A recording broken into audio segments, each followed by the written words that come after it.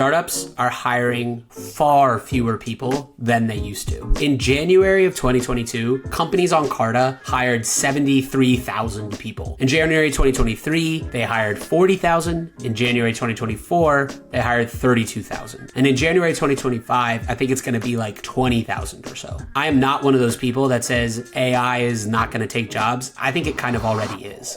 How are changes at venture capital impacting startups and scale-ups, and what does this mean for software engineers? Peter Walker is the head of insights at Carta, and Carta is used by more than 50% of all US startups to report funding and equity-related data. Peter collected over a dozen interesting data points and charts about what is changing with tech startups. Today, we talk about how the number of startups getting funding has been steadily dropping, even though the amount of VC invested has remained constant. Data showing the impact of AI and how it might result in smaller teams and more solo founders. What to look for before joining a VC-funded company, and what can help you thrive at a startup. If you work at a VC-funded company, plan to join one, would want to become an advisor to one, or are interested in venture capital dynamics, this episode is for you. If you enjoy the podcast, please subscribe to it on any podcast platform and on YouTube. So, Peter, welcome to the podcast. Thank you so much for having me. This is awesome. It's really good for you to be here. Let's start with the venture capital ecosystem, how healthy it is, and how can we think of health? And as we go, let's just also talk through about some of the, I guess, basic terms that, like we commonly use. We're talking about venture capital in the US. That is venture is a subset of private equity. It's the standard things that people are familiar with of all of these wonderful investors going around finding diamonds in the rough, young companies that need capital. Hopefully those companies then shoot up in valuation and they become the public companies that we love today. So, I think all of the Mag 7 at one point or another took venture capital. And the Mag 7 is the 7 biggest tech companies, right? Is it Microsoft, Apple, Google, Apple, Google, Facebook, NVIDIA. I think Mango is the new one where you talk that includes NVIDIA as it. The acronym always keeps changing. Yeah, it used to be FANG, even though it's now Meta, not Facebook. But yeah, exactly. Yeah, they're screwing with the names a little bit, so we got to keep changing the acronym. But those big 7 tech companies are good examples of what venture capital is trying to do. They're trying to find really, really young companies, give them a slug of capital, and then watch their valuations expand dramatically over time. So VC, for a while, it kind of felt like venture capital was the quote unquote default way to build a startup. That's never actually been true. There's always been many, many more companies that don't take VC versus the ones that do. It's just a lot easier to talk about the ones that do take VC because as you raise money, there are sort of checkpoints along the way. So you get seed rounds and Series A rounds and Series B rounds. Whereas if you don't take any VC, nobody really knows where you are as a business. And so it's a lot easier to talk about the venture-backed businesses than it is about the non-venture-backed ones. And as someone who has been embedded in the VC world, what do you think the main differences are? Just thinking about as a software engineer or as an employee, thinking about joining a VC-funded company versus a non-VC-funded one, what might be something? I know it's hard to generalize, but still, let's try, right? Like, what might be differences in terms of culture, pace, compensation, those kind of things? I'd say it actually boils down to one key difference, which is venture is in the business of funding growth, and not just regular growth, but expansive growth. So any sort of VC-backed business will, by definition, be pushed by their investors and should have the outlook that we are going to grow super fast. So, for instance, the recent examples of the AI companies like Cursor and others who are just ballooning up through different ARR metrics faster than basically any companies we've ever seen, those are perfect candidates for venture capital. If instead you have a business that's growing 20% a year, they're making money, it's a great business, but that isn't a candidate for VC because it doesn't project to have the growth rates necessary to make these bets worthwhile for the investors. And that obviously has downstream impacts to compensation, that has downstream impacts to what the company is focused on, the pace of the actual work, the expectations, both from the board and from the founders. There's a lot of changes that happen when you're beholden to investor expectations versus you are just building for yourselves and for your customers. Yeah, I think, like having worked at Uber at its craziest growth time, I was there from 2016 to 2020, and I worked at companies that might have had either venture funding or some of them just didn't. Like, I think one of the things that I found is at least at a very high growth startup, like a VC startup that is actually growing, it felt kind of very exciting slash stressful and also a bit irrational. And by this, like at Uber, like I remember we had an outage in India. Some of our payments went down, and we did a postmortem of like what was the damage, right? Like how much money did we lose? And the engineer said, like, actually, we saved the business a bunch of money. I'm like, what do you mean? He's like, well, on every ride, we lose an average of $2 in India because we're in growth phase. Therefore, we missed 50,000 rides. We saved like $100,000. And I was like, hold on. Like, well, actually, that's kind of true. And this thing would have never happened at another type of company. And like I think you're right. Like it all goes back to growth. And also I feel it's a mindset because sometimes growth does mean irrational things. For example, we like grew the business knowing we're losing a lot of money. Like it felt painfully much. But in the end, I Totally. look at where Uber ended up and yeah, it worked out for them for that specific category. Yeah, it's a great point that there's this inherent trade-off oftentimes, although AI is maybe starting to challenge this, between profitability and growth. So if you are pouring every single dollar into growth, oftentimes you're doing so in on a unit economics basis, unprofitable ways. Whereas a normal business, if you think of a normal retailer or a restaurant or whatever, they would never consider, oh, we need to grow so fast that we are actually losing money on every time someone comes in and orders dinner. That doesn't make any sense. But the VC model is about using capital at the beginning, funding incredibly high growth rates, and then reaping the rewards of those growth rates because the company has gotten so large that they dictate what's going on in the market. So I think actually Uber is perhaps the example of when venture capital works well, because now Uber is a very profitable company, still growing very, very quickly. There are a lot of examples, and this is where people kind of get mad at VCs, where a company will take venture capital and then it'll turn out that there just wasn't the growth rate there. It wasn't possible to grow as fast as the VCs needed.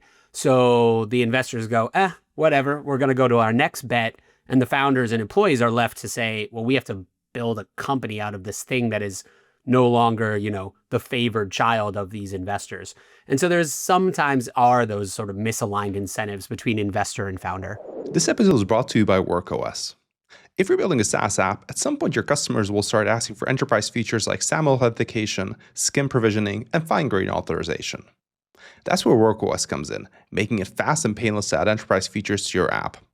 Their APIs are easy to understand, and you can ship quickly and get back to building other features.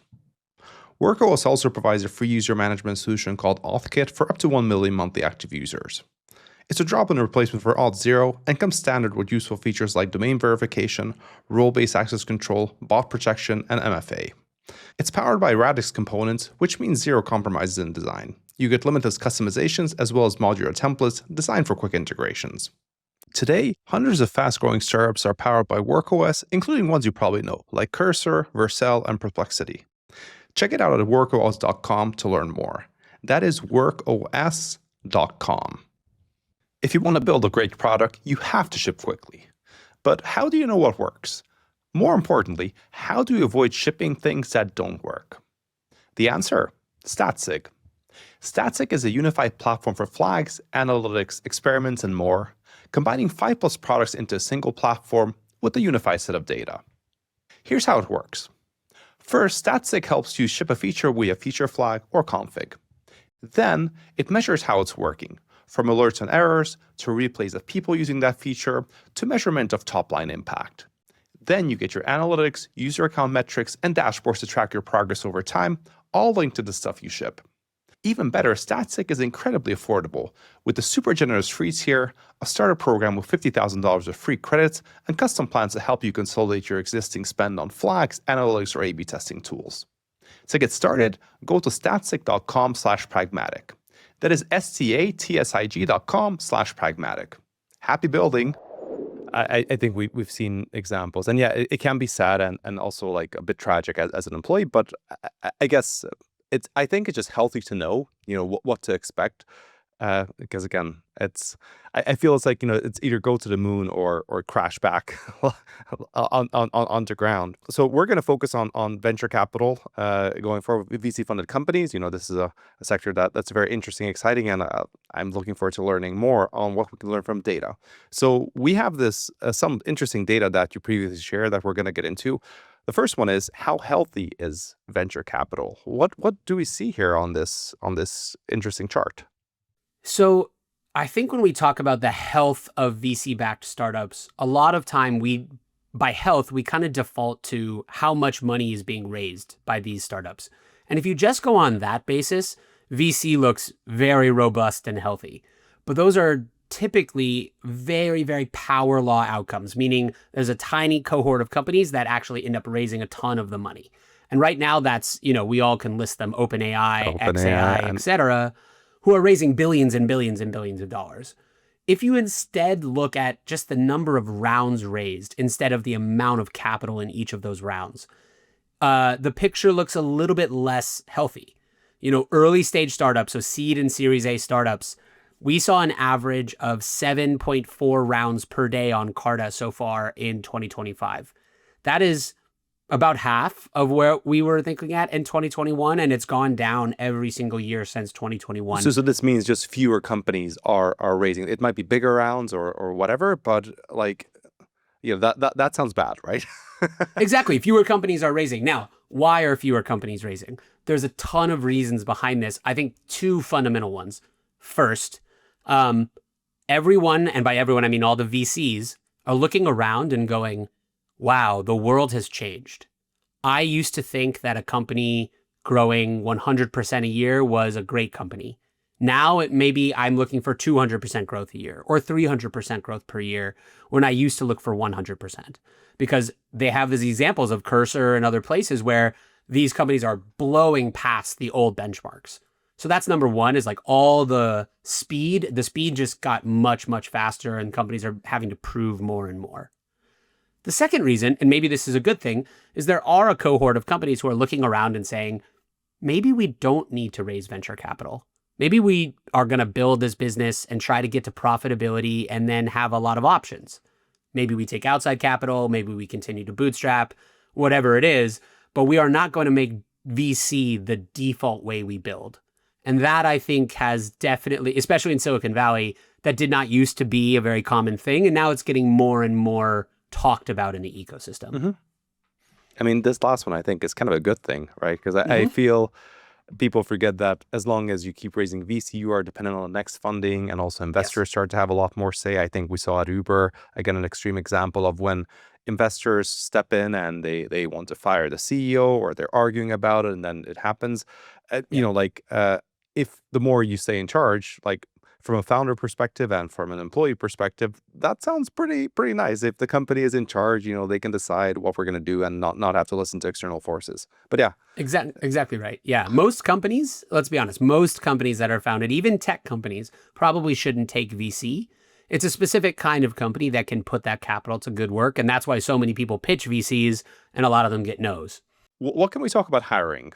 If you're talking about how AI has impacted startups, I think this is the single biggest trend from our data. And the trend is this: startups are hiring far fewer people than they used to. So if we just look at this, showing a chart here with hires and departures, but if you just focus on the black line that is hires, in January of 2022, companies on Carta hired 73,000 people in a single month. That's a very high number. In January 2023, they hired 40,000. In January 2024, they hired 32,000. And in January 2025, I think it's going to be like 20,000 or so. And just to confirm, how do you track the hires? Do people record like how many people they have, or is this equity allocations? Yeah, so it's equity allocations. So if a new hire is granted equity, we do now connect into many HRIS systems as well. We help people actually, you can compensate really effectively using Carta to say, here's what the average engineer is making at level 5 in San Francisco in salary and equity. We have fantastic benchmarks on that. So that's where this data comes from. Oh, nice. So to be clear, they could be, this data does not include part-time or consultants who do not Yeah, receive but equity. it's comparing apples to apples. So we know Yes, that yes, startups, 10 years ago and 5 years ago, they gave equity to their key staff. For example, tech startups, actually modern startups give to all full-time employees. Tech yes. startups give to all tech employees. So it's safe to say, there's a lot fewer people being hired as full-time people who get equity. And that's really the key is that, okay, if you look from 22 to 23, that massive decline in hiring, is that AI? Probably not. That's mostly just people having less funding. Less capital means fewer hires. Easy. 23 to 24, also true that funding is a little bit harder. So that's definitely a capital question, maybe a little bit of AI. But 24 into 25 and 25 into 26, we are just flooded with stories of companies that say, look, we have an engineering team of 10. Instead of moving that to an engineering team of 11, each one of those 10 engineers is just far more productive than they used to be because of AI tools. So we don't need to hire. And so that is sort of expanded across many, many companies over time, I think is starting to be an explanation that makes a lot of sense to me. I am not one of those people that says AI is not going to take jobs. I think it kind of already is. Yeah, well, I think the thing with AI that we don't yet have as much data, but Carta will probably actually have a lot of data.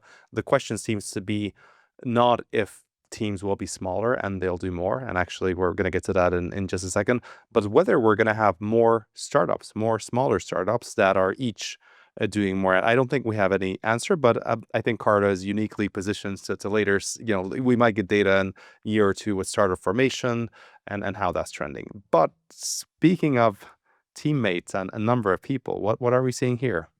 Yeah, so you're totally right. But my hope is that there are more startups, oftentimes smaller teams, moving fast. So that would kind of eclipse the downturn in hiring.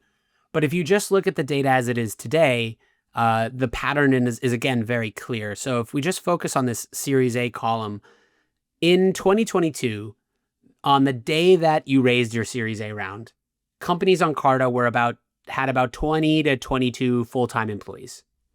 Today, it's more like 15 full-time employees. And by the end of the year, I think that's probably going to be more like 13 or 12.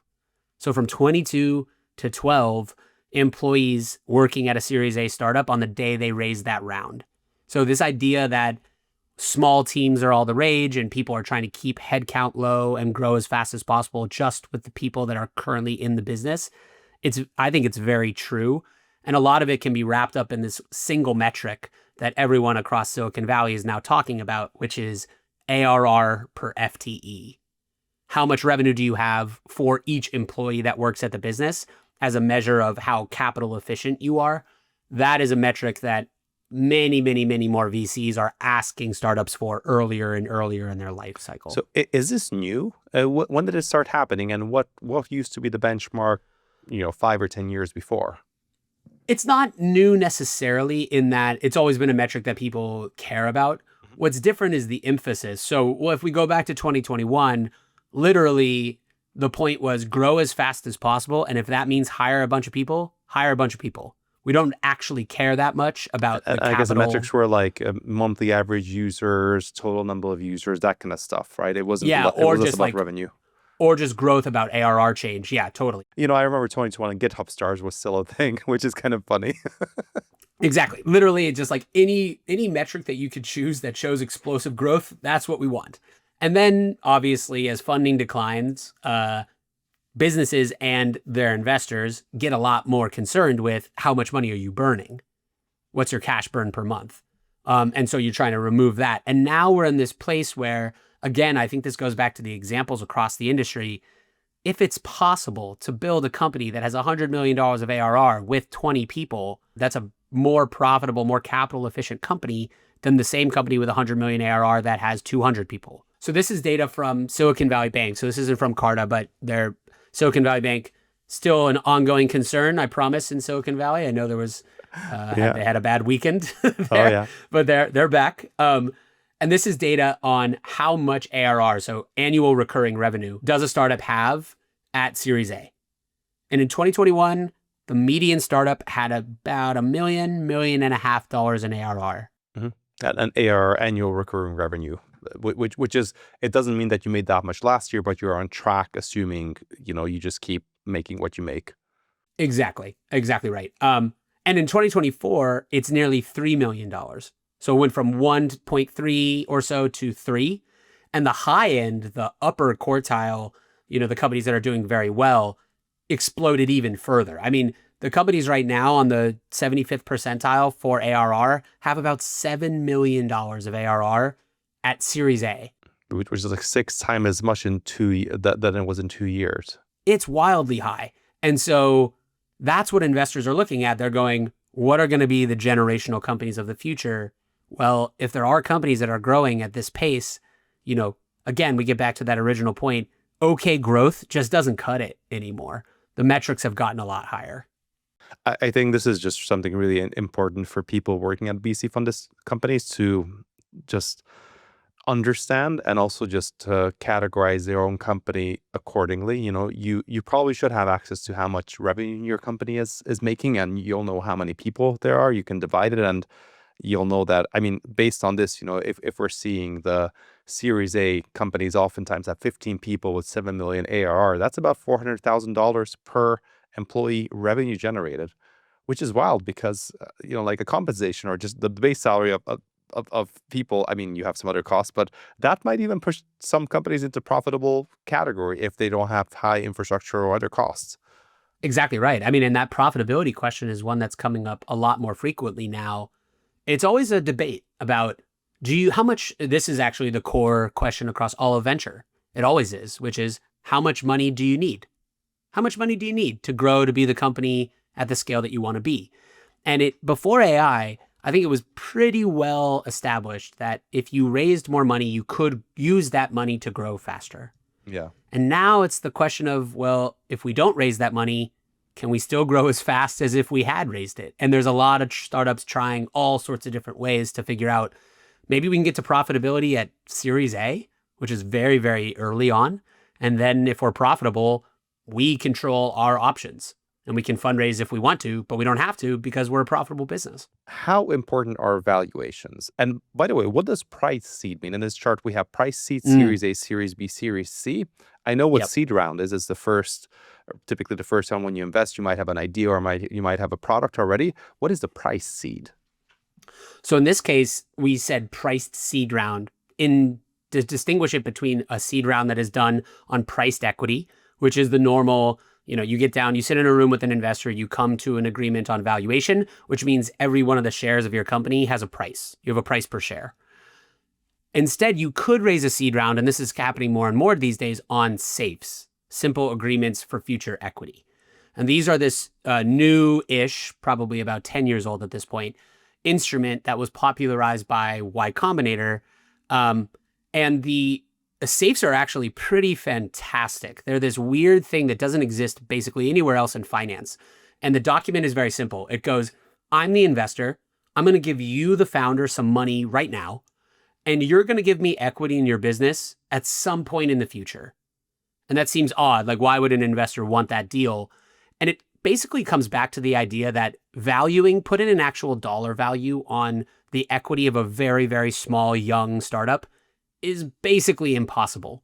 You don't know where this company is going to go. You don't know how fast it's going to grow. This is an idea. It's a bet. It's not a real company quite yet. So the SAFE is great because the founder gets money to build today, and the investor gets the promise of equity if things go well in the future. So that's the distinction between a price round and a SAFE round. And specifically for Y Combinator, as I understand, they say we'll give you $500,000 in I think different chunks. In the future, next time you raise or the first time you raise, we would like 7% of your company at whatever the valuation that might be, right? Exactly. So they actually have two safes, each, little chunks of capital, but most of the deals boil down to, we're going to give you $500K for 7%. And then we're also going to be incentivized on the upside if you do really, really well. So everyone, or a lot of people in the ecosystem, look at Y Combinator as the leader in early stage startups. They have a fantastic brand, and it's an accelerator program that hopefully takes your business from idea stage, maybe a couple customers, to a really significant business in a very short amount of time. So when we look at YC, they definitely play a role in making all of these things more popular. Like, if YC does it, other investors are likely to do it. What do we see in the pricing change of valuations? And how important or unimportant is it how high or low a valuation is? Because I have like two kind of thoughts here. One is I'm just thinking myself as a founder. Let's just, let's say you're a software engineer, you became a founder, and you're hoping to make it big one day. You're raising a seed round. You have an idea, and let's say you raise at like $20 million valuation. I'm just telling you something like, I don't know, you raise half a million Sure. dollars, and you have the idea. Then the idea starts to work out. You get customers. You're going to raise a Series A to scale up that idea and then you're going to raise, let's say, $100 million or something like that, and then a Yeah. Series B, let's say 200, Series C higher and higher. Clearly there's a danger of like raising it too high, because at any point in time you should have, like, if you play your cards right, you might have the option of being acquired if you're still cheap enough, if the business slows down, etc. And if you're overpriced, that's not great, because your investors might not want that. My question is, just first question is, why is there any incentive to raise at a high valuation? Like, would it not make sense to keep raising at a low valuation? Because that will give you a lot of exit options. And, if you ever go public, you'll be worth whatever, you're worth, right? Yeah. I mean, you've laid out a very attractive pathway to some founders. However, it does miss a lot of the emotion that happens with early stage startups, which is it's kind of nice to sit around and say, I am a $50 million company. I am the founder of a $200 million company. And that whenever people say that, it is referencing the post-money valuation that is given to a startup by investors. So actually, in times of exuberance, a lot of people will see valuations start to skyrocket because there's so much excitement about what this company could be in the future. So let me put a couple numbers on this. At seed stage right now in the US, the median valuation on Carta is about $16 million pre-money. And pre-money means that? Pre-money means the valuation of the startup before the investment. Post-money is just that number plus however much money you raised. Gotcha. Because obviously the cash is still cash, so you can just use it for as dollars. So if you raise a $3 million round on a $16 million pre-money valuation, that means your company is worth post-money $19 million. Yeah, that's expensive. I mean, that is a pretty expensive seed stage company. It's actually more expensive than the seed stage companies even were in 2021. Not accounting for inflation, so there's some differences there. Because 2021 was the hottest market so far. 2021 was this confluence of things that made it incredibly frothy, the way that we talk about it. That's zero interest rates for a decade, the pandemic surplus. You remember all those companies like Peloton, et cetera, where the digital pull forward, like no one was going to ever leave their homes again, so all the digital companies are going to make tons and tons of money. Zoom, great example. All that stuff was happening in 2021. It was also the best job market ever for software engineers. You could like double your compensation just by going out to interview. It was ridiculous. It's never been as good since. Exactly. Yes. Don't compare yourselves right now to your friends who got jobs in 2021, because there's probably fewer offer letters available to you, no doubt. So that was all the frothiness. And then we had 2022 where there was a downturn. 2023, another downturn. People got, interest rates changed. All this stuff happened. And then in the middle of that downturn, the launch of ChatGPT. And so you had a downturn in venture plus a boom in AI. And so it's kind of that's what's showing on this chart right now is AI companies in particular have caught this new hype wave, and everyone is very excited about their prospects. And the non-AI companies are stuck kind of in the middle of a downturn. And so it can be really confusing depending on what company you're talking to. Venture is either never been hotter or feels really, really cold. Okay. This is really useful. And it's nice to see it in the data. Like Yeah. I feel Yes. there's feelings. And I think there is this feeling in general that if you're, for software engineering, if you are an AI engineer, which means you're a software engineer who has built LLM integrations, and you're actually very much in demand. But if you're a full stack engineer who has never touched AI and even though you're really good at your job, you just see a lot fewer job offers, which I think it ties back to a lot of these things, right? So it ties exactly back to that. And I would say for the engineers listening, like that pattern is mirrored across every part of startups. If you're a marketer, if you're a business person, if you're a salesperson, if you are in an AI company or you have AI experience, it just is a very different feeling right now in the job market, et cetera, than if you're not. So engineers shouldn't feel like they're, being singled out here. It's kind of true across the board. we talked about like raising things, raising rounds. Then there's this thing called bridge rounds, and I have heard bridge rounds. Some of my friends and people I knew in 2021, they started a non-AI startup, raised seed funding of, let's say, $2 to $3 million. And what I started to hear from them about a year ago is, we're not doing that great. We're hoping for a bridge round. What is a Yeah. bridge round? So a bridge round is a bit more capital, typically given to startups by people that are already investors. So you raise the seed round, and then the same people that you raise that seed round from, you go back to them and say, look, we couldn't get to Series A the way that we thought we could. We need a little bit more cash today so that hopefully we can then eventually get to Series A. Maybe it'll take longer than we expected, but we still think we're a good bet. So that's a bridge. Bridges are really interesting. So, in an ideal path, the startup goes from seed to A to B. They're crushing it. Everything's great. They don't need any bridge capital.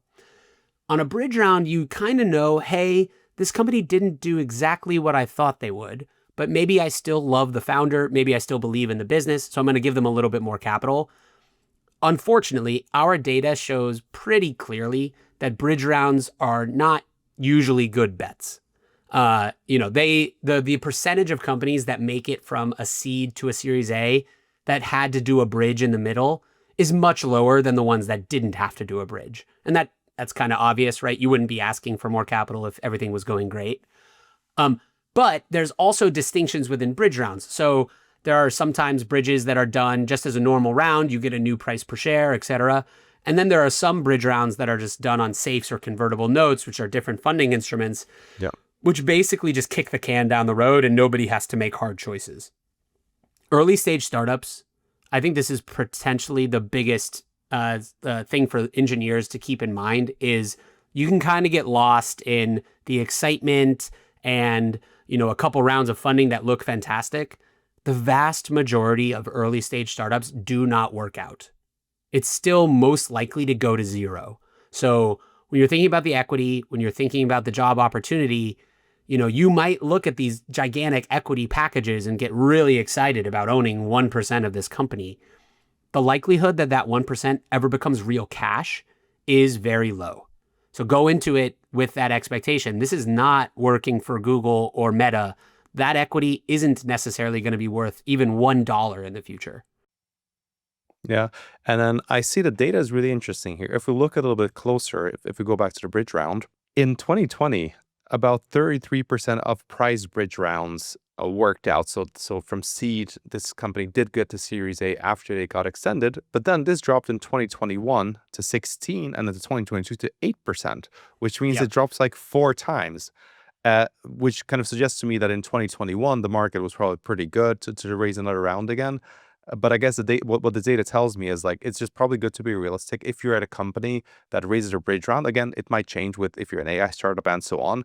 But, like, as per the latest data, there might be a roughly 8% chance that your company will make it to seed, and probably 92% or 91% that it might fold. Again, these are just numbers, but, if I was an engineer, that would be a cue for me if my company is raising a bridge round. Obviously, see how things could work out, but maybe take my optimistic hat on and just start networking a little bit to think about, like, what next in case, because as you say, startups are pretty risky, especially early stage. 100%. Look, there's a lot of signals around startups, and this is good and bad, right? So in addition to a bridge round, there are these things called down rounds, which just mean anytime a company raises at a lower valuation than what they raised at before. And instinctively, that shouldn't be that big of a deal, right? Like, NVIDIA is worth X today, and tomorrow it might be worth a little bit less. Like, that's a public company. We know everything possible about NVIDIA, and it moves up and down and up and down. So, of course, private companies with whom we know far less about those actual businesses, they would also probably move up and down. But culturally, it doesn't really work like that. Like, taking a down round is oftentimes this quote unquote admission that things are not working well. And so much of startups is optics and, like, trying to look like the rocket ships and trying to manufacture excitement, not in a bad way, but just because there's so little information available. And so, like, a down round can be really challenging for founders because they got to go back to their employees, their engineers, and say, we are worth less than we thought. And when they do that, a lot of the engineers might think, okay, well, maybe it's time for me to dust off my resume. Yeah, and I guess this kind of answers. We talked about how to price rounds, and you were telling me it's really tempting as a founder to say I own a $50 million company or $100 million company. But I guess as a founder, especially let's say a lot of founders, ex software engineers, you want to keep in mind that you want to price it so you can go on without a down round, even let's say if you don't grow that fast. Because I can kind of see it. Like it kind of sucks as an engineer to say we worked for a year on this, we have a lot more things, we've learned a lot more, our product is better, we have more customers, and now we're worth less? Like, Yeah. how does that make sense? How is that possible, right? And so 2 points at one, it brings up that classic scene in Silicon Valley, the HBO show, where, they're at the bar and one of the founders is talking about, wait, no one told me I could take less money, or no one told me I could take a lower valuation. Oh my, Silicon Valley is so good. It's a documentary, like it's absolutely amazing. And the other thing in that is, yes, founders who are more realistic about their valuation jumps can often like keep moving forward in a way that's difficult, but the rest of the market is also moving. So this is why, you look at the years 2020, 2021, 2022, some of those companies were probably doing really well in 2020, and then 2021 hit and there were companies that were doing even better than them. So yeah, you're a good company, but if you're not the best company that Series A investor saw that quarter or that year, then you still might not get funded even though your business is doing well, because it's always in comparison to the rest of the pool of startups. Yeah, and I think in tech, there were a few years where it was easy to get comfortable, to get used to, all the startups started to become a little bit the same. And I guess, AI switches this up and it just reminds us that like, hey, like it's a competition. It's fun and exciting. I mean, I think that's a good way to look at it, because otherwise you're going to be depressed about all the change. 100%. And I'll make a little bit of a plug here. I think working at startups is absolutely like incredible. I couldn't imagine not working at Carta is the biggest place I've ever worked by a lot. So after Carta, I'm definitely going to go back to someplace smaller, but it's not necessarily, I'm sitting there going, this is a compensation maximizing move. It's a responsibility maximizing move. Like you'll just have much more agency to build the things that you want at a place that is 200 people versus a place that's 2,000 or 20,000. Yeah, there's this really good quote of which an anonymous VC called Startup L. Jackson about 10 years ago, and he wrote an article saying how to get rich in like I think two or three simple steps, and it was like step one, get a job at a big tech. Step two, work there for like 10 years, and then he goes on to do the same thing and to say what you just said, which is at a startup, you're not going to maximize your compensation. He said that you said responsibility. He said you're going to maximize your learning, and it can set up you up for a lot of things, including a really high paying job in the future, more responsibility, or a spot on the next rocket ship. Like OpenAI, when they were small, I'm assuming they mostly hired people who worked at startups. Yes. Not big companies. And, like that helps. Would have been nice to join, 5 or 6 years ago at OpenAI. Definitely. Yes. That was a win. So we're in the middle of summer. And you posted a very interesting thing just recently. Can you raise VC in the summer? People go on holiday at least at companies. What does the data say? Because this is pretty timely for this summer and also for next summer. Yeah. So this is a funny one because, there's a lot of, it's very easy to, take shots at VCs because they're the ones with the capital. And if you're a founder and they're not you're not having a good time raising deals, like it's an easy target, no problem. And then there's a stereotype, of course, that all VCs are incredibly wealthy.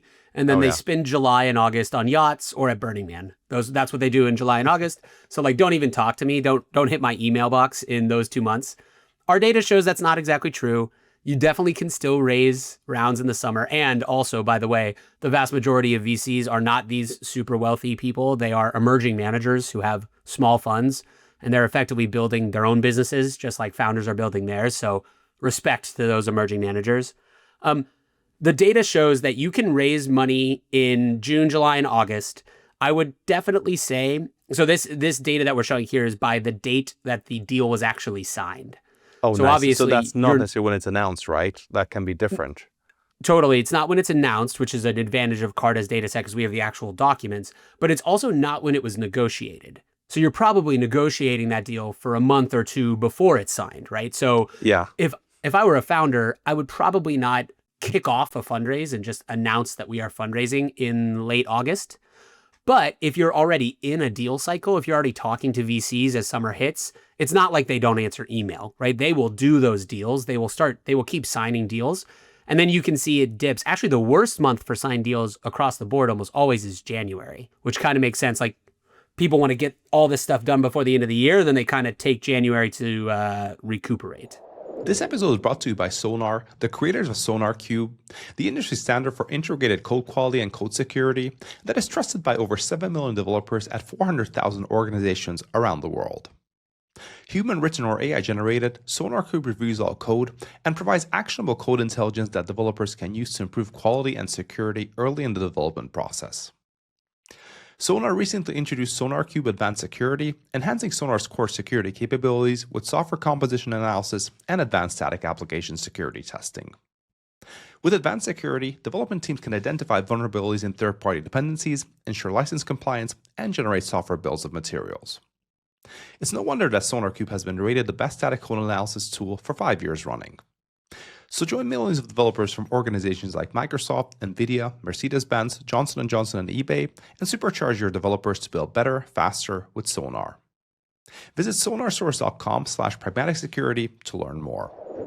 And it's so interesting to look at this data. I'm just looking at 2023 and 2024 just because they're relevant, but just taking in mind that there's a negotiation leading up to this, deals signed are super low in January, pretty low in February, and they're also pretty low in September, which suggests to me that in the previous month, negotiations are not really happening, which, if the deals are signed fewer in January, in December, there were fewer negotiations. If in September, there's a drop because probably in August, there's not as many.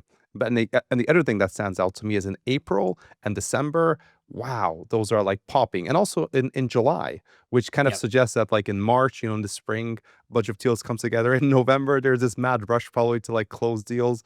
And curiously, in June, beginning of the summer, there might also be. Really interesting to work backwards from this data. Yeah, and it's, the big question that comes out of this is how long does it take, right? How long should I expect to be negotiating? Yeah. And that is highly variable. If you are, let's use the wild example. If you are Sam Altman, you can have $1 billion at your door tomorrow morning, no problem. If you are not Sam Altman, what's happened, especially in the last year or two, is that due diligence in deals, the actual research that the VC does to make themselves feel comfortable about giving your company money, that does seem to be taking longer and longer. So they're asking more questions, they're interviewing customers, they're going through your financials in a more close quarters way. So the diligence, I think, has increased from VCs as the number of rounds has decreased. So it does take a little bit longer than it used to. Again, just thinking as an employee or as an engineer working at a startup, especially at early stage, I guess it could be smart to ask questions or keep tabs on how much money your company has and know, when the company might, and figure out what the burn is, basically how much it's spending per month. I guess in smaller companies, this should be open at least, and then work your way backwards. Like, again, you can get some red flags. A famous example is Fast, which went bankrupt. Unfortunately, it's a one-click checkout. A lot of staff was really caught off guard by suddenly the company shutting down operations because it ran out of money.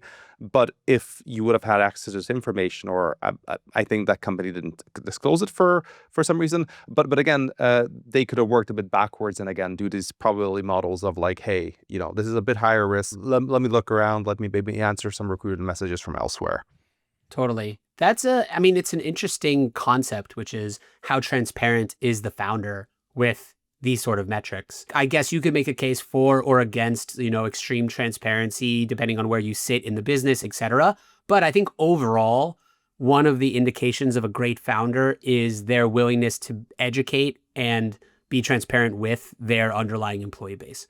So if you're at a company where it feels like everything is incredibly secret and there's all these rumors, but no one really knows what's going on, that's a cultural thing that comes from the top, generally speaking. I think this is also why it can be tempting to go to an early stage startup where founders are more open. You can learn more about the business and you can figure out like, hey, do I want to be a founder one day? Or you can actually, hopefully you can be a bit closer to this. And by the way, at some of those startups as an engineer, if you become a lead, you might have a shot becoming head of engineering or CTO, where you now sit in the board meetings and you actually understand how it works. And again, I have friends who are on boards, again, the CCOs. It's not as scary as it looks, but again, you need to get there first. You do need to get there. And, there is nothing more valuable to a startup than an engineer who deeply understands the business as well.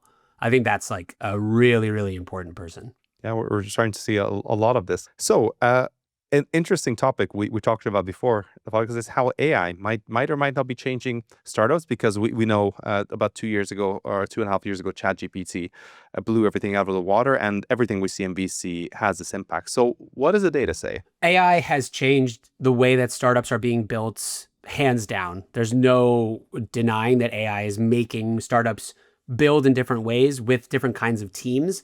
And it's a sea change in the way that startups are being built. We don't know yet if all of those startups are going to end up being as valuable as some of the VCs think. But certainly you have examples, OpenAI being the biggest one, of startups that are deeply embedded in the AI wave that are going to be generational companies. But at the very earliest part, this is a chart that we put out a while ago, which is, this is looking at all startups on Carta. So not just the ones that took VC capital, but both VC startups and non-VC startups. And one of the clearest findings is that solo founded companies, so literally just one founder, have become more and more common over time. They're taking greater and greater share of startups. And that is for, I'd hope, pretty obvious reasons, right? As the cost of creating a business comes down, as you can do more as a single person, well, maybe you used to have a co-founder, but you just get started yourself. And so solo founded companies are more common today than they ever have been in the last 10 years. And there's been a big jump in 2023 and 2024, like way bigger than, especially in 2024. Yeah, so in 2024, it was over a third of startups that were founded that use Carta are solo founded startups, which is the highest it's ever been. Now, I do expect that number to come down a little bit, because often what happens is by year 2 or 3, that solo founder has decided, oh, I'm going to bring on a co-founder. A co-founder, yeah. So it'll probably modulate a bit, but the pattern is very, very clear. The flip side of that pattern, though, is VCs, and this is the chart we're showing now, VCs still have trouble funding solo founders. Mm-hmm. They don't love them. This is very different. If just between the two, we saw solo founders companies going up, but here the funded companies for solo founders have stayed the same pretty much. Yeah, it's about 35% of companies on Carta are solo founded, but if you just look at those who have received VC funding, it's about 17% in 2024. So that's a big gap. Yeah. And when we talk to VCs, they have a lot of reasons why they don't love solo founders. The older reasons used to be, well, it's very important to have a technical lead and a business lead. That was a very, archetype of a founding team. It also comes to the idea of key person risk. If, I've invested in this founder and she gets hit by a bus, oh, well, there goes my whole investment. Now, how often do they get hit by a bus? Very rarely. So we can maybe discount that a little bit. And then I think the hidden reason oftentimes is because there is this kind of unspoken idea that if you can't convince a co-founder to join you, you're really not going to be able to convince anyone else. So it's kind of an idea that, one of your key roles as a founder is to attract talent. If you're unable to do that at the co-founding level, it's only going to get harder when you're offering less and less equity to the other employees. So that's an idea. We can debate whether or not that's true, but I think the data is very clear that VCs tend to not love solo founders. I think the fascinating thing for me is just how AI clearly is, or it likely is, changing how businesses are now started solo, but the funding has not changed. So people risking their own money, or VCs risking, their investors' money. This is really interesting. I think it's worth reflecting on things that might not change even with AI, right? Again, there's some fundamental things. For example, the economy as a whole will have about the same disposable income, and they will still spend it on stuff, right? You're not going to magically have twice as much income and so on. But one of these things is personal dynamics at a startup might still be really, really important. Totally. Or it could be the case that what we need more of is these resonant examples. So if, for instance, Cursor and Bolt or Lovable and all these places had been started by solo founders and were just skyrocketing, well, maybe VCs would go, oh, now that's the new thing and we got to get down on more solo founders. That really is a bit like we have to have a meme. We have to have something to look at in order to figure out what the next thing is, quote unquote. Interesting enough, by the way, speaking of Cursor, as I recall, they have 3 co-founders, so an unusually high number. And I personally found that observing them, I think they do better because of those 3 co-founders. They step in.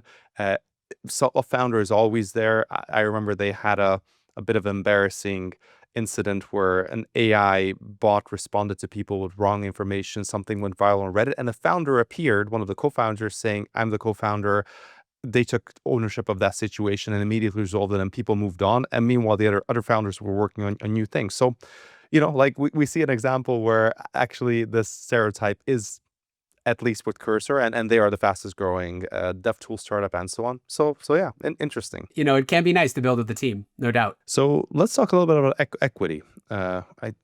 So as an employee, when I join a startup, it's a tech startup, you should be getting equity as a software engineer. Like, yes, I know there's companies that don't give, but in the US especially, or US companies and even European companies, they generally do, because it's a great way to have you aligned with the outcome.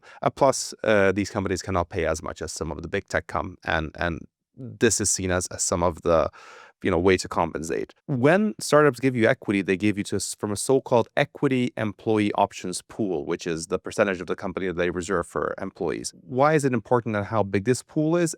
How is it changing? And can you explain what this graph is? Sure. So the startup employee option pool, or often referred to as ESOP or just the pool. ESOP, yep. Is this idea that we're going to say you had 100% of this equity pie, so you can give out little slices to as many people as you want. Oftentimes what startups will do is they'll say, we're going to reserve a portion of that pie for employees because we know, 1, we're going to hire employees, and 2, we want to incentivize those employees with equity. And it's easier for us to do that if we have a bit of that pie that is just kind of cordoned off just for employees.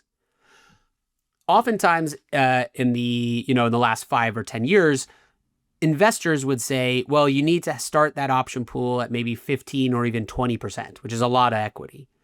These days, that's not the case. So option pools will start as low as 5 or even 10% of the business. And then every time you fundraise, you expand the option pool. And this makes intuitive sense, right? You're going out for your Series A. When you're in conversations with those investors, you'll say, in order to get to Series B, we think we need another 5 or 10 people. Here's the kind of people we're going to go look to hire, and here's how much equity we're going to grant them. So by that, then the investors can go, good plan.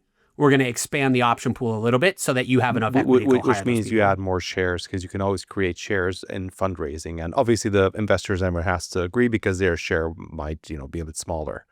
Exactly. So that's the concept of dilution, which is as you add more shares, as you literally create shares out of thin air, everybody else's shares are worth a little bit less in terms of the percentage of the pie. And this concept is deceptively simple, but it actually drives so much around startups. When I talk to people who are not in startups, oftentimes what they think is happening is somebody is given shares and then those shares are taken away from them and given to somebody else. Yeah. That's not how it works. Your shares are yours. What happens is there's just more shares created, so your original 10,000 shares don't represent as big a portion of the pie as they used to, because this pie is now just getting bigger and bigger. Yeah, and this is something, again, I guess it's a good problem, or a rare problem to have, should I say. But there are some startup employees who have been early employees at a company, one of the earliest employees, let's say, and then they left a few years later. And, let's say they leave, and 5 years later, that company gets acquired. They raise more rounds of funding. And on paper, this is a great company because, when the employee was there, they raised $5 million, and then they raised another $40 million, and they got sold for, let's say, $60 million.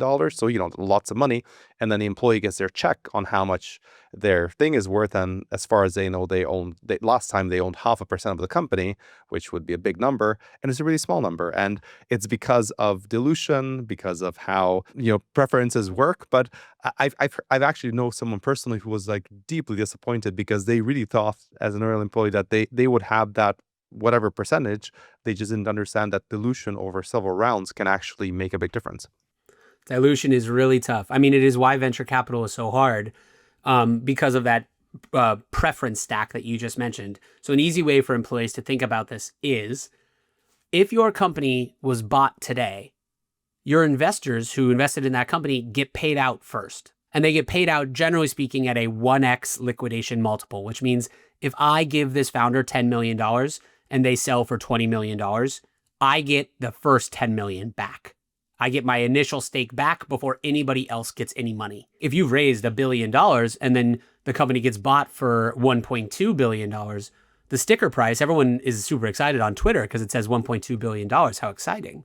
But of course, there's only 200 million of that is shared amongst the employees and the founders. The investors take their initial stake back first. So there's a lot of examples of people with amazing big dollar values on the headline, and then it ends up that the employees didn't actually make very much from that acquisition. So in the startup employee option pool chart that we just see here we see blue is deep tech and orange is software companies. Yeah. What does this chart tell us? I was looking into this data the other day, and one of the biggest questions around startups is, of course, startups cover a whole lot of different industries. So you've got software startups, which is, oftentimes B2B SaaS. Cursor is a fantastic example of a software startup. They sell to developers, but all their product is digital code. Yeah. Whereas deep tech startups are often building things in the physical world. So robotics is deep tech, biotech, actual new drugs is deep tech. Energy, nuclear reactors, for instance, that would be deep tech. So you're building real physical things. And oftentimes what happens is that there's this idea that building deep tech startups is harder than building software ones, because you actually have to make stuff in the real world. So we were looking at the option pools, and you'd think, okay, if it's harder to build a deep tech startup, then maybe the option pools need to be a little bit bigger because you're attracting much more specialized talent. Yeah, like robotics engineers, hardware engineers. 100%. There's just fewer of them than there are general software engineers. Yeah. And that's kind of true at the very beginning, but actually the data shows that the option pool for deep tech sort of levels out a little bit more quickly than software. It's not gigantic differences. They're pretty much the same. What was interesting about this is there's a lot of stories that people tell themselves about deep tech startups that I think are starting to not be quite as true. So things like, it always takes way more money to build a deep tech startup. Well, look at OpenAI. That's a pretty money-hungry company that's building a not deep tech product, right? They're building a software product, and they can gobble up as much cash as humanly possible. So a lot of times software companies can take more capital than you think, and sometimes deep tech companies can take a little bit less capital than you think. So there's a lot of cool investors around deep tech right now that are saying the best thing we can do for startups is to fund more companies that are building real physical things instead of focusing quite as much on SaaS companies in general. Yeah, well, hopefully we'll see more of that. But it's interesting that I guess the option pool size doesn't really meaningfully change. What about advisory? I'm really interested in this because I've had experienced software engineers who are either now leads or engineering managers or aspiring CTOs or even CTOs. They're asking me, how can I be an advisor at a startup? I'm an advisor at two startups. I get very small equity shares, and I'm not as much of an active advisor myself. But what does the data say about being an advisor? And also, can you share some anecdotes on how you've seen people from software engineering background become advisors, or how to, again, I feel stories kind of help here. Is it just Definitely knowing people? Is it hanging out with them? Is it, being an expert and helping with them and so on? Absolutely. So let's start with the data, and then we'll go to some stories that I think will illustrate what being an advisor is all about. So advising a startup oftentimes comes along with getting a little bit of equity in that startup. Not always. There are advisors that just work for cash, and that's totally fair. But oftentimes you will get a little bit of equity if you become a startup advisor. And that's mostly because those startups, if they're very early, don't have a lot of cash. So they got to give you something for your time. Yeah, pretty much.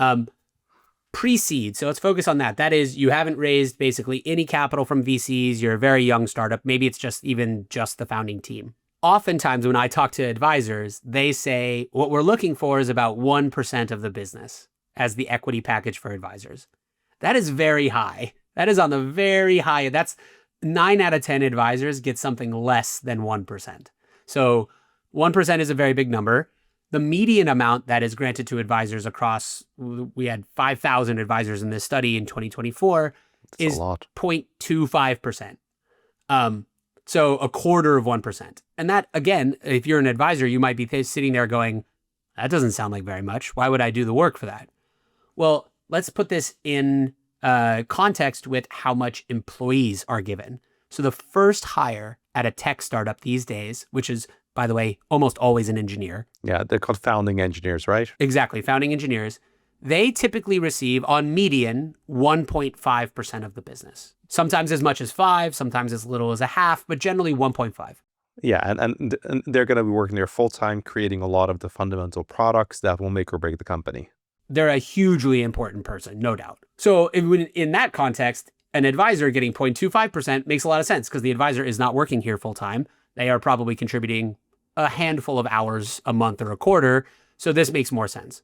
Let's talk about the stories around advisors.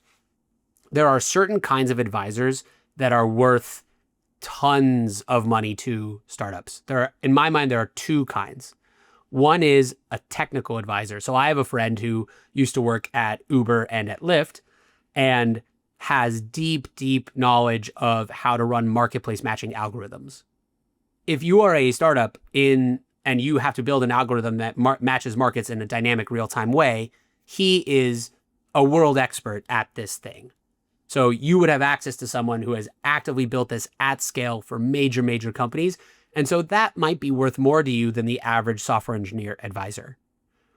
The other kind of advisor that is really valuable to startups is someone who can actually introduce you to customers. So without them, you wouldn't be able to talk to these businesses, but with them in-house, you actually get meetings with really big potential customers, and then hopefully you close some of those customers. They are actively bringing in revenue to the business. Those are the two kinds of advisors, like very technical help or commercial help, that are most common in startups. The advisor that sits down with you once a month or once a quarter and goes over a business plan or talks to you about your marketing website, I would generally say they're just not worth nearly as much as some of them think they are. Jumping to the life cycle of venture capital funded or VC funded startups. I remember in 2021 when, again, a lot of people who I knew, software engineers, they went and became first-time founders. They raised their first seed round, and they were telling me like, well, the idea is we spend this money in like 18 to 24 months, and in 18 months we will raise a new round. And that was the law, like almost like Moore's law. It was kind of a universal law for about 10 years that Right. if you're a startup and you're doing well, in 18 months, either you raise your new round or you're going to die. But this data shows that something else is happening. What is happening, and what does this chart tell us? So this chart shows the median number of days between these rounds. So from seed to Series A, from Series A to Series B, etc. Yeah. And as you can see, the lines are just getting higher and higher, going up and to the right, but not in a good way. Yeah. So it used to be that you would raise perfect advice. The 18 to 24 month period was the median for a long time, for many years. And now it might be 2.5 years between seed and Series A. It might be almost 3 years between Series A and Series B. So if you're a founder, the clear takeaway from this chart is you will probably have to make the money you have today last longer than you expected. And I think this goes back to leaner teams or generating more revenue, that kind of stuff. 100%. You're going to change some way about the way your business operates in order to get over the fact that you're probably not going to have as much cash coming into the business from investors as you expected. The other thing that's happening, though, and this is the sort of good part of this chart, is some of this is reflective of companies that want to raise but can't raise. And some of this is reflective of companies that are just choosing not to raise because they don't need to. What we talked about in the beginning, that's kind of a good thing, honestly. 100%. So, and this is tricky for VCs as well, because VCs obviously want to put more money into startups, usually. In their best companies. Into their best companies. And what if the best companies go, thank you so much for that initial capital, but we don't need any more. It's a kind of a tricky moment for VCs too. So everything is a little bit up in the air in a way that it hasn't been for a while. And one thing that I keep hearing is how difficult it is to get to Series A. I've covered this in the newsletter before, because beforehand, in 2021 and 2022, getting to Series A, it almost felt like you previously said, like a seed stage startup had an idea and they kind of built a basic thing. They got some customers, they got $1 million in revenue, which I know sounds a lot to some people, but actually is, if you're doing enterprise products, you can get it from a few deals who are maybe not even fully committed. And then a lot of companies just raise a Series A, and I was hearing people tell me at some point that the Series A became what old seed rounds used to be, in years before. But now we're seeing the opposite, right? We're seeing it's really hard for companies to go from a seed stage to a Series A, which is your first bigger investment, and that shows that you're ready to scale. It has product market fit. Exactly right. The graduation rate is the thing that we talk about a lot with investors, which is what percent of seed stage startups ever raise a Series A. And in the boom times in 2021 or so, it could be as high as half, which is very high, right? Yeah. These are tricky, risky businesses. The fact that half of them were getting from seed to A probably means that there was too much capital available and it was too easy. Yeah, and I remember around that time that this narrative that, oh, you should just join a startup. It's actually not that high risk. And people are saying that it should be high risk, but it wasn't. I didn't know many people who got let go because their startup went bankrupt. It almost felt that even if a startup is doing poorly, you'll be acquired by a bigger startup or by a big tech, that sort of thing. It was just a completely less risky environment for sure. And now that risk is definitely back. So on average, I would say that you should expect about 25, maybe 30% of startups that raise seed rounds to end up raising a Series A round. So that means more than half of them will not make it. And that's more standard. That's after, if you had gone back to 2008, 2010, et cetera, that was kind of the framework that most people were working off of. But again, that ZERP era, the zero interest rates at 2019, 2020, early 2021, they just kind of boosted all of these stats. So if you're an engineer thinking about joining a startup, that startup raised a seed round 4 years ago, the likelihood that they're ever going to make it past seed is pretty low. This is really good to just like get a check. And also, I guess if you're a company that just raised a seed round or recently, know that you are in the top quarter of all companies, and a bit of a celebration might be due. I know it's business as usual, but maybe like don't take it for granted. I think a night of champagne is worthwhile, right? Yeah, totally. Yeah. And then back to business. Yeah. And what are we seeing for startups being stuck in certain stages? This is maybe a tricky topic that most founders and VCs don't talk about that much, but we should talk about it. We should talk about it more, and I think it's actually incumbent on the best investors to have these hard conversations. And here's what I'm talking about. There are a lot of startups that raised a seed round in 2021 or earlier that are still live businesses, but are basically just not going anywhere. And the question really becomes, should those people shut the business down or not? That's a really difficult question. It's an emotional question for a founder, no doubt. But oftentimes what happens, I think we have all of these stories around startups of people who, like Figma is a great example, where it said, oh, it took them 4 years to build their initial product. Everyone gave up on them. And now look, they're going to IPO this year and they're such a success. And I think there was also Slack, which like they almost ran out of money. They tried out, I don't know how many different things. They were a gaming company first. Yeah, they were a gaming company, then gaming chat, and then boom, like look at them. They were 26 billion or so when Salesforce bought them. Exactly. And that's the story that's told around Silicon Valley, which is never quit. Quitting is bad. Always keep pivoting. Always keep trying. And for every single one of Slack or Figma as examples, there are hundreds of companies who did not make it. And so really what this chart shows to me is there's a founder talent example here where it's like, I want these talented founders, if they need to shut their businesses down and try the next idea. And, in Silicon Valley, we do this weird thing where we praise never quitting, but we also are very excited by failure. We say failure is good. Failure is a great way to learn lessons. So both of those things are kind of a little bit in conflict with one another. And I think it shows very clearly in this data where there are founders who raised a seed round 5 years ago, 6 years ago, whose businesses probably aren't going to go anywhere, who are still chugging along in that business. When we say they probably won't go anywhere, that means that either they're making a slight loss or a small profit, but they're not going fast enough to raise the next round, to expand more, to to focus on growth, which is what VC should be about, instead of being a very stable business, which, let's say, a bootstrap company would be perfectly happy with. 100%. And that gets back to your ambition as a founder. If what you want is to build a bootstrapped company where you get to dictate how fast you grow and you get to be as profitable as you need to be along the way, amazing. That is a fantastic way to build a business. But if you take money from VCs, you are committing to their growth rates. Yep. And so this is the tricky part. And I really hope that there are founders out there who are sitting and wondering, hey, what should I do with my company? Who know that if they end up having to shut down and return some capital to investors, those investors are still pretty likely, if you did everything above board, to want to back your next thing. Oftentimes, there are founders, my CEO, Henry, is a fantastic example. Carta is not Henry's first business. Carta is Henry's second business, and the first one did not go very well, but he learned a ton of lessons in it, and that it kind of built all this equity with investors so that when he started Carta, he had a much better idea of what he was doing. And I think that that's true for a lot of founders across VC.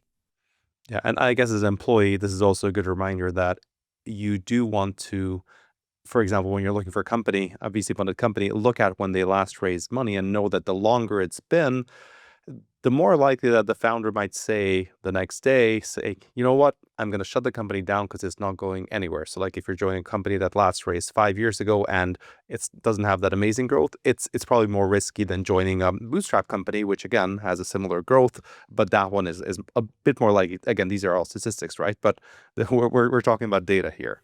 Yep. No, you're totally right. I mean, ask questions as an engineer coming into a startup company. Don't be afraid to ask questions that matter, right? The questions that matter might be, how much revenue does the business have? What are the growth rates for the business? How much capital did we take in and at what terms? And how long has it been since you fundraised? I think those are very fair questions to be asking in an interview. Now, it's not the case that every HR person that you're interviewing with will be able to tell you the answers to those questions. Depends on the company, but they're totally fair to ask. If I'm a software engineer or a tech lead or an engineering leader, how would you evaluate a VC-funded company to figure out, is this a good company to join at? Is it likely to be high growth? Could I have a great career here where the team grows and I get more and more responsibilities and, we'll take on more and more bigger and bigger challenges? 100%. So this is a multi-variable question, but I think the framework and the mental model that you should be using as an engineer joining this company is the same as though you were an investor. So put yourself in the mind of a VC and say, what do I think of this company in contradistinction to all the other companies in their space? How fast are they growing? Obviously important. What is their unique technological edge, if there is one? So this is something that VCs talk about a lot, which is, what is your moat? What is your defensibility? Why, in a world where AI can spin up product features in a weekend, why are you the company that's going to win in this space? So if they have a unique edge, and sometimes that unique edge is very obvious, it's a technical one. Sometimes this is the most relentless founder I've ever seen. Both are valid edges, by the way. Like, speed of execution is a valid edge. But you want to have some sense of what is the edge of this company. And then when you get into the more like the deeper interview rounds, et cetera, you got to start back channeling with people at the company, with people who've worked with that founder before, et cetera. If you're joining a seed or Series A firm, in many cases, what you're doing is you're betting on that founder. Yep. So the first thing that you need to be doing is being comfortable with the founder themselves and saying, this is the kind of person that I want to follow and I believe in strongly will have the next great idea to keep us ahead of the pack. So if it's an early stage place, you're betting on the founders first and foremost. As a software engineer or engineering leader, what do you think, what have you seen skills being important to thrive at a VC-funded startup? Obviously, technical acumen matters no matter where you are. So there's no limit to how great an engineer you can be on the technical skills. I think the difference at a startup is there are different personal skills that come into play at startups versus big tech companies. For instance, at a startup, you're very likely to have a small or even non-existent team. So player coach comes into the idea here. If you're joining as an engineering leader at a FANG company, you might have 13 direct reports. At a startup, you might have one. So you're going to get in the weeds and actually build that code base a lot more at a startup. So being willing to do that and excited about it is very important. And the other thing about startups is it gets back to that idea that there's a Swiss Army knife aspect to it. You're going to be asked to get involved in stuff that is not just pure code, right? You're going to be asked to talk to a bunch of customers. You're going to be asked to evaluate market maps to say, oh, we're building this product, but should we also try to build this adjacent product? Or should we think about buying a company that has an adjacent product?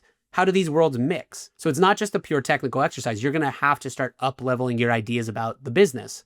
And that, I think, is the hidden magic of startups, where you would leave a startup after 2 years and look back and go, yeah, my coding skills got better, but wow, I up-leveled so much of my knowledge on this space and the way that businesses grow and shrink and compete. Like, that's the stuff that really is exciting. And this is what I see a lot of engineers these days who become founders. They say, oh, I'm launching my new startup. I raised this and this much funding. Oftentimes they're engineer number two, or number three at this other startups 4 years ago, which grew really fast. And actually they're very open, saying, I've learned so many of these skills. So now I'm confident I'm doing my own thing, which is just amazing. It's awesome. And it also makes it very clear that doubling down on your network is like something that is so important. If you're at a fast growing, like you at Uber probably know 100 people who tried to start businesses after Uber because they were just in such a deep talent pool while they were there. And that stuff really matters. Yeah, and I think that's one of the reasons people underrate. Like, it is oftentimes worth joining the most hyped company around, even if they might not make it, because there'll be such great people and they'll go everywhere. If it works out, people stay there, like at Facebook, and they'll be amazing. If not, they go elsewhere, and a bunch of them will do amazing things, and the other ones will keep trying until they do something amazing. There's a reason why there's this concept of Silicon Valley mafias, right? The PayPal mafia, the Airbnb mafia, et cetera, where people who work together at one point their paths end up crossing at totally different companies down the road. Like, that is super, super common. Let's close with some rapid questions. Does that sound good? Let's do it. So what are news sources that you use to stay up to date with the VC industry? Podcasts are fantastic in this case. So some of the ones I'm listening to lately, Sorcery from Molly O'Shea is wonderful. Uncapped by Jack Altman, Sam Altman's brother, also founder of Lattice. Wonderful podcast. Used to listen to All In. Don't listen to it as much anymore. Sometimes you get tech news. Sometimes you get a ton of politics. Depends on what you want. So that's one great news source. And of course, Carta Data Minute, our podcast at Carta.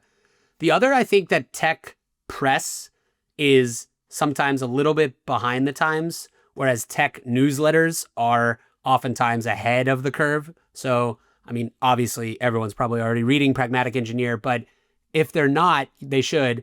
And then the other one that is tech, but startups, but everything. I mean, if you don't read Ben Thompson, like, you're just out of the loop. Stratechery is like a must-have, I would say. I think for anyone wanting to build up their business muscle, it's amazing. I have to like +1 that one. Absolutely.